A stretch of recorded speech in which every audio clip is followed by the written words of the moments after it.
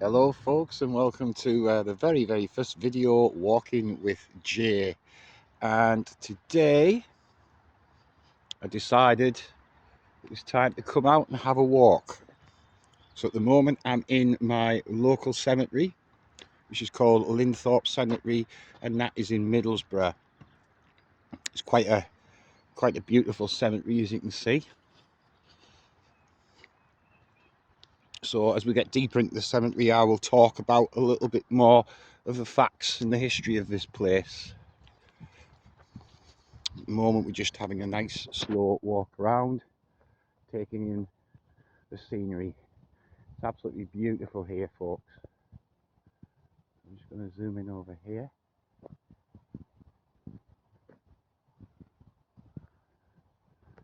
This is the older part of the cemetery. Later on we will be going further in. This monument over here looks very interesting. Now these Victorians didn't do things by half when they did these monuments. That's really grand. Let's just see if we can zoom in and read it and see who it is. It's quite worn. John William, the beloved and only son of George and Ellen Skilbeck, born August the 24th, I can't really read that, I think it's 1860, and died August the 22nd, 1880. Also his mum and dad are buried in here as well, but that is a really large monument, gravestone.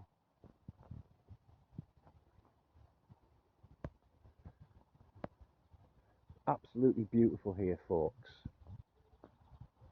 You can hear the birds singing. Now earlier on, when I decided I was going to come out, it started to rain a bit, and I thought, well, this is going to be a bit of a disaster, but obviously not. It stopped raining. Here's another one of these really fancy headstones.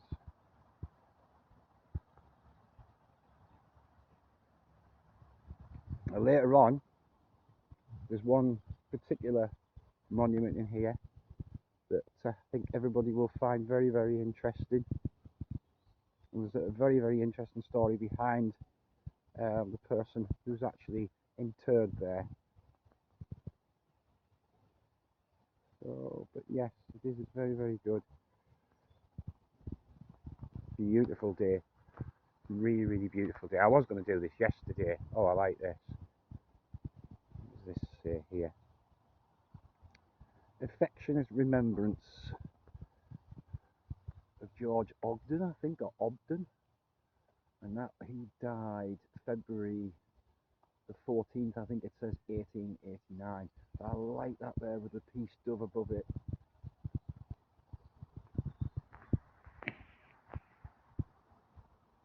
Right, so we're going to walk a little bit further now into the old part of the cemetery.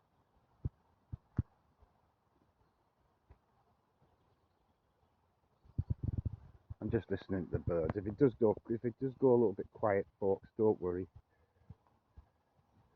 Just I'm really enjoying the birds.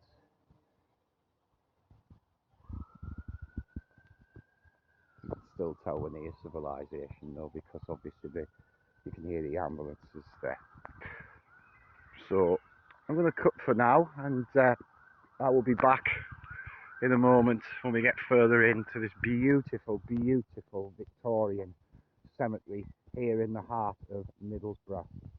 Right, so we've got a little bit further into Linthorpe Cemetery now, and we're taking a nice slow walk. As I said, I've got a few facts here for you. By the way, folks, I'm just starting out, so I haven't got a gimbal at the moment, but I should hopefully have a gimbal by the end of the month. So if it is a little bit shaky and it is a bit juddery, I do apologise. But anyway, the earliest burials in this cemetery, it's the main part of the cemetery, date back to 1869. It is the largest area of woodland in the town.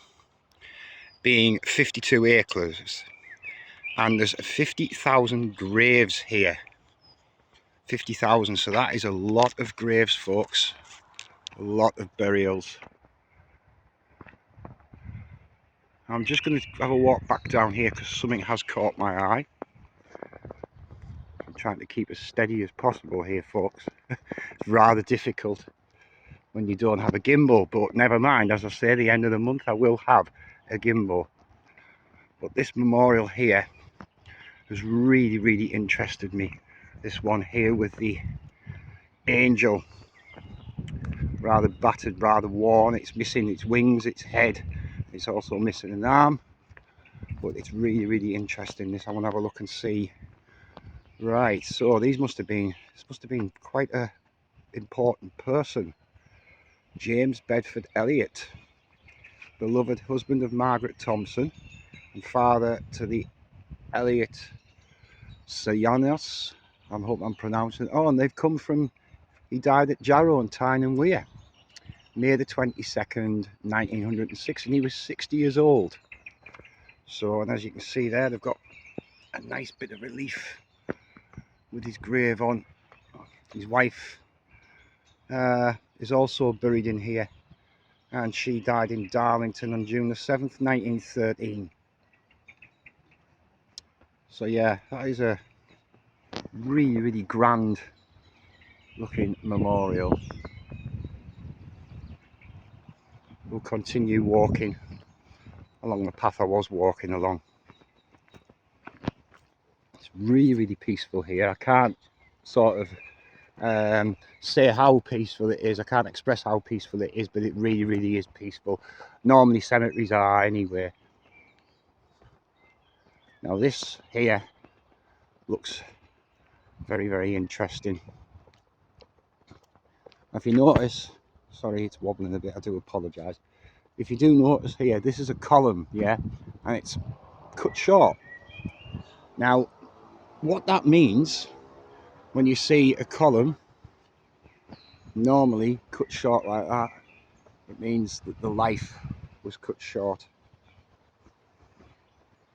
Can't really read the inscription on that, unfortunately, but nevertheless,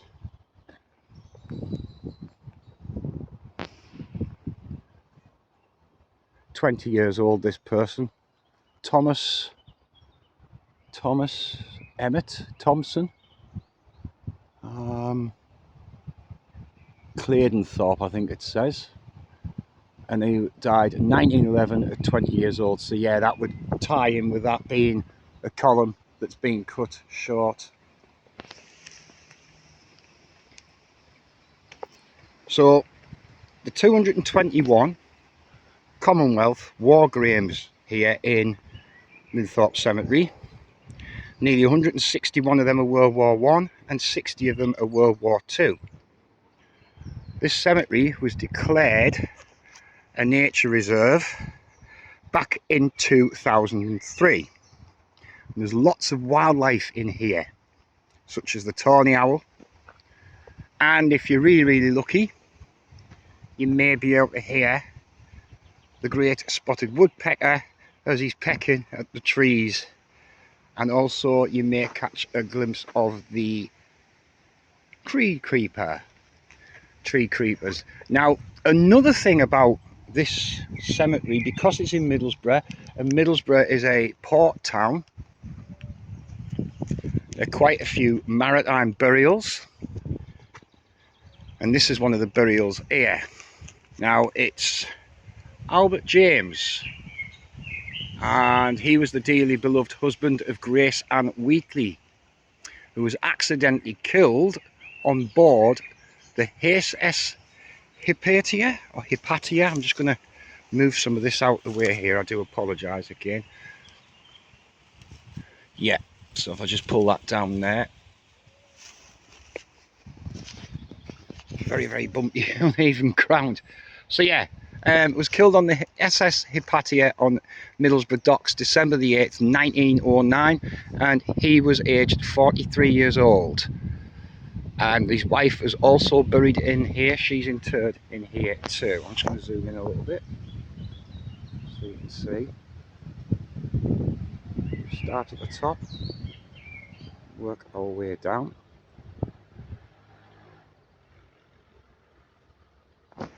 So yes, Middlesbrough is a port town, so there are a lot of maritime graves in here as well.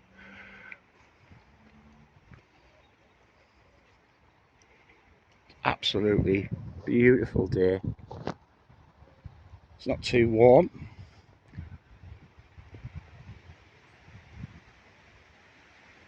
Now I think that over there is that cross could be a nun's grave, because I know West Cemetery in Darlington, near there you've got Carmel Convent. So I think, no, it's not. It isn't. It's not a nun. It's not a nun.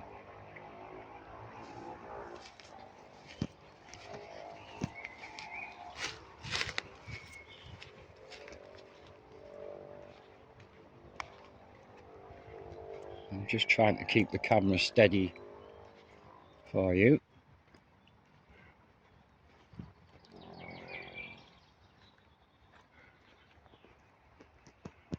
Now, I don't know whether there's any vaults in here. There could be some vaults in here. There's no mausoleums like you would see in Highgate Cemetery, Brompton Cemetery, them sort of cemeteries in London. Now this is an interesting memorial again. So I'm just gonna zoom out. Camera work was not very good, folks, unfortunately. So I do apologise. This is absolutely beautiful. Henry Shum, the beloved husband of Augusta Shum, who died March the 7th, 1904, aged 51 years old. Built out of, it's constructed out of marble or black granite. It could be black granite. As you see, we're into the 1900s in this part of the cemetery.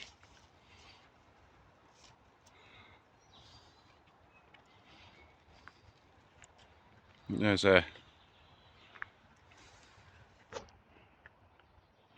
urn on the top of it there. Looks like there's a face in it, doesn't there? Pareidolia going on in there. You can see that looks like a face, but it's not. It's just the carving. And the two people in here were from Throttlenest in North Allerton. Just going to zoom in there. See, a lot of these are green with age.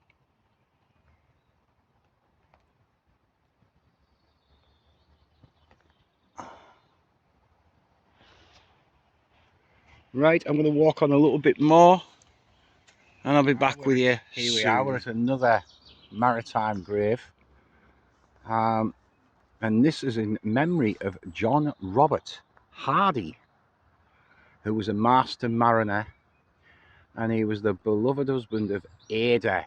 Now, if you notice something there, there's been a little bit of forgot to put the Ada in, so they've put that in after they've put the rest of the letter in. So, beloved husband of Ada Matilda Hardy, born June the 24th, 1862, and he died May the 12th, 1923. And it says there, "Thy will be done. I will be done." Again, look at the bottom, Hardy. If we go up, quite a grand looking gravestone.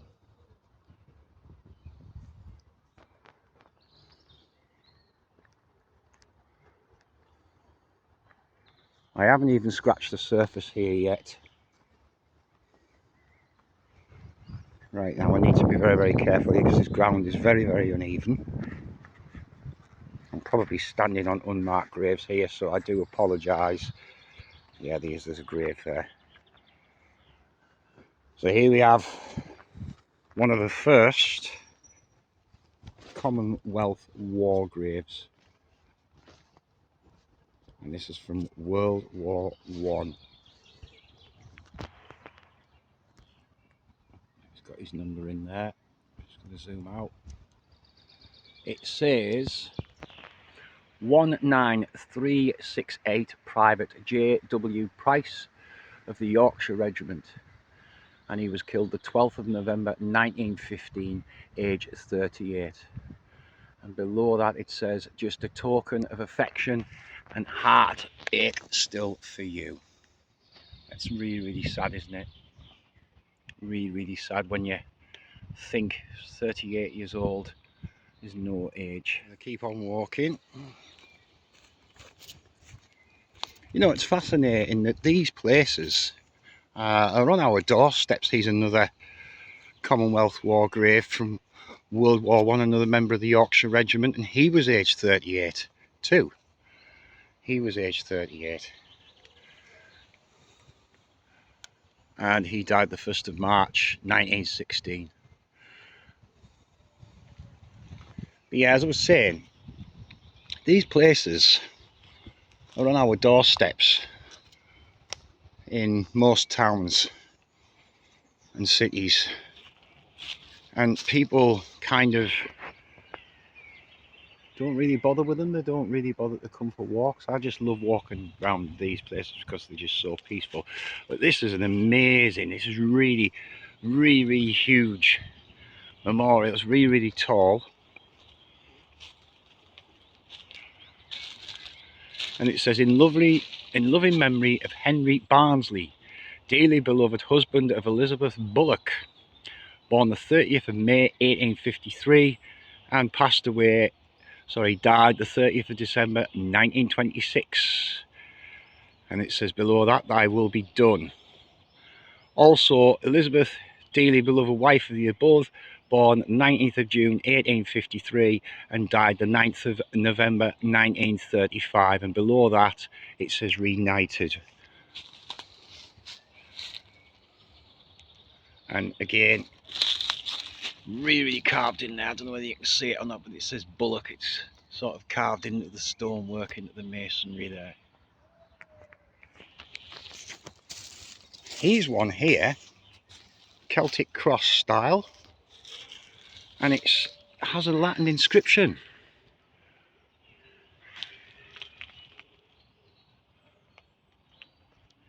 Awe Jesu eto en Malayan, I think.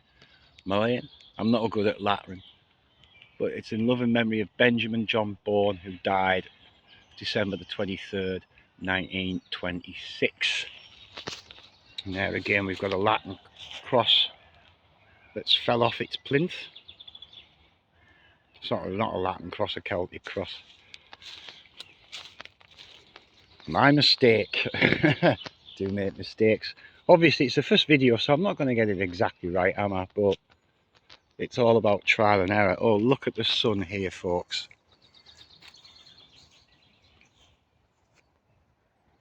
And there's a blackbird. Can you see him? It's a male blackbird. Beautiful. If I stand still long enough, he should come towards me, hopefully.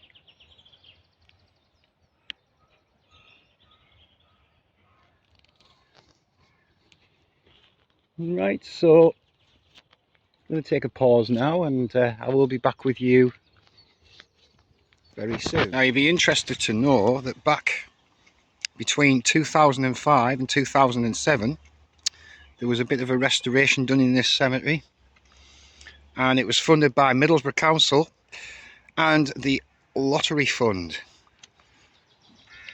So we're just having, now this is an interesting one that I passed earlier on. Again, this looks like another maritime one. It's got the anchor on it there and the wreath. And it's, as you can read that there,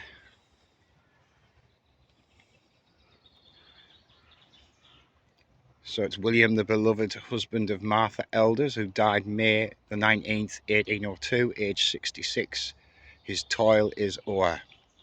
Also Martha Thompson, Matty, that was her nickname, wife of J.J. Wright, and only daughter of the above, who died September the 22nd, 1895, aged 33 years old. Again, no age. And she's interred at Finchley Cemetery in London. And also Martha, beloved wife of the above, who died March the 2nd, 1914, aged 72. And it says peace, perfect peace. So yeah, really, really good. Popular with walkers, this cemetery as well.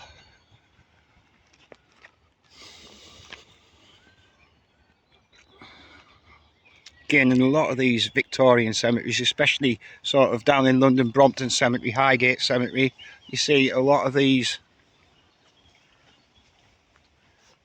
with the hands of eternity. Yeah, again, that was 1901, this one here. Peter Haley, Sergeant Instructor, my dear father, Sergeant Instructor, I think that is Peter Haley, who died August the 9th, 1901. 59 years old. Gone but not forgotten. I don't know whether you can see or not, but this ground is very, very uneven. This one looks interesting as well. Oh, this is a...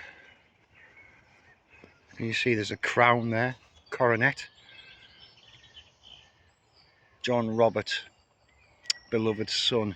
That's as much as I can read of that. But 16 years old. And that was 1901.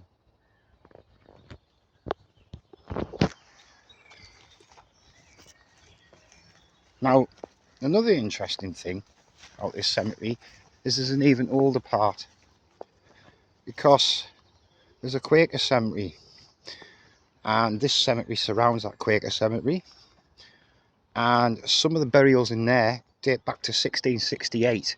So yes, we will be going over to the Quaker cemetery, but we're going to take a walk up here now. Excuse me. I like that there, the way they've just let that tree fall.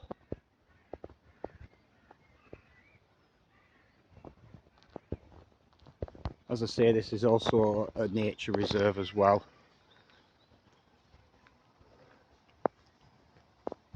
So, now we have a family plot here. Apple yards. Alner Apple Yard. The first one. That's the first one there. Elner Apple Yard. And she was born the 24th of July 1867 and passed away the 28th of March 1851, or was that 1951, I think? Yeah, these are all apple yards. Mackenzie Apple Yard.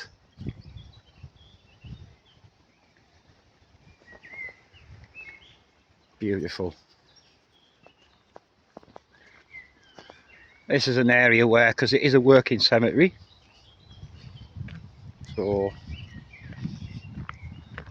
and if you look down there, there's the main avenue, the main gates. I didn't come in the main gates, I came in the side gates, but that's the avenue that I've just walked up there.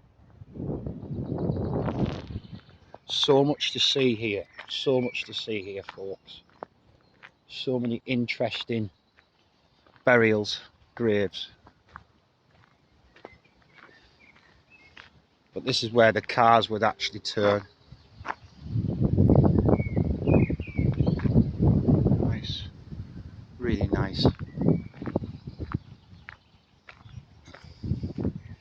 Now we're going into an even older part now of the cemetery. Excuse me, full of wind. Just going to take a walk down here first. We'll come back to that one because I'm really interested in that. So we'll come back to that. We'll come back to that. I just want to take a look at this down here. There's an obelisk in front of me there. So now, obelisks, the Victorians had quite a fetish, quite an interest in the ancient Egyptian history. So obelisks again were quite popular back then. And this one, I think, yeah, you see the detail there on it.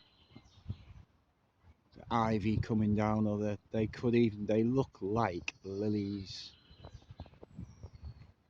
Also, a lot the obelisks were connected to the Freemasons as well, so this could be a Freemason, but he's called William Alfred, beloved son of William Atkinson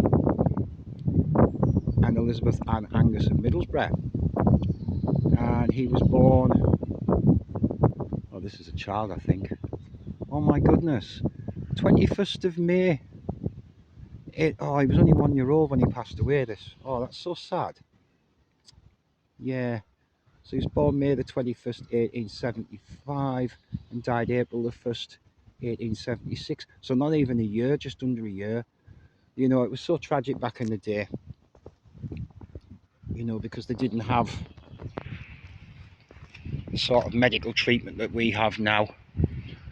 And there was also a lot of disease, cholera, typhus, because again, they didn't have the medication. Also the sanitary arrangements were very, very poor. Very, very poor sanitation back in the days, open sewers, that sort of thing. So there was a lot of infant mortality. There was a lot of mortality anyway, full stop, of younger people dying younger. I mean, this one here, take this for here, for instance, 20 years old, April, is that? Yeah, I don't know if you can see or not. There's a lot of them on there that have died in infancy. So yeah, it's sad when you look at these. Another urn.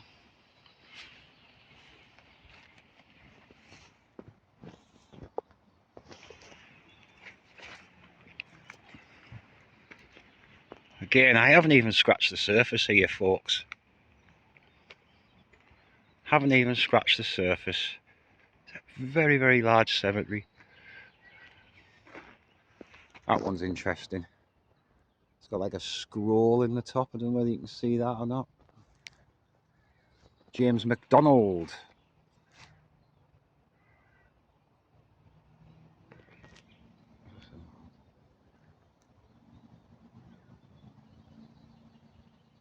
Yeah, he was 79 years old. She was 79 years old, sorry. And he was 75 years old when they passed.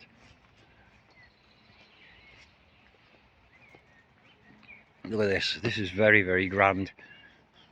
Affectionate remembrance of Alice, dearly beloved wife of William Sharp. And she was born the 13th of May, 1824, and passed away the 19th of November, 1893. And then, of course, William's interred here as well. He was born September the 18th, 1825, and he died October the 20th, 1899. But get a look at this, folks. So you've got the base here. Nice and slowly. And look at this. This is absolutely stunning. Beautiful cross.